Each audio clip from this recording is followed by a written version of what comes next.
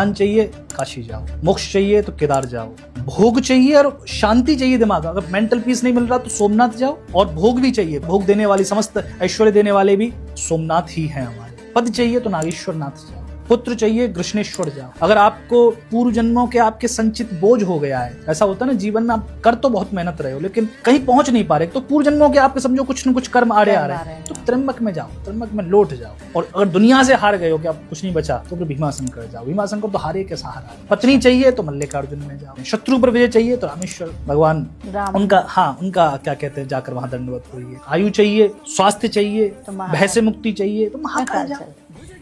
और अगर अंत में कुछ नहीं चाहिए फिर एक ज्योतिर्लिंग ओमकारेश्वर, वो सिर्फ और सिर्फ वहां सिर्फ महादेव को पाने के लिए कि हम सिर्फ तुझे पाने के लिए आए, तो वो सब फिर वो देता है तुम्हें, उसकी अलग महिमा। पर हम लोग तो ज्योतिर्लिंग ऐसे ही कर लेते हैं बिना इस कॉन्सेप्ट के कि हमें क्या चाहिए, बस ये है कि भाई ज्योतिर्लिंग पूरे करना है। नहीं ऐसे नहीं, आप ज्योतिर्लिंग पूरे करने के लिए आपको एक पूरी विधा है। इस विधा में क्या करना चाहिए, किसी भी ज्योतिर्लिंग में आप जाओ तो वहां पर कम से कम 45 मिनट तक तो आपको आंख बंद करके बैठना, ध्यान व्यान कुछ नहीं करना, वो आपसे होगा नहीं। 45 मिनट बैठ जाओ, 45 मिनट के बाद ही आप सिंक हो पाओगे उस ज्योतिर्लिंग के साथ। ओके, आप हो गए ना, आपका ऊर्जा उसके साथ मैच हो गई एक बार, तब फिर उसका आपके भीतर प्रभाव आएगा।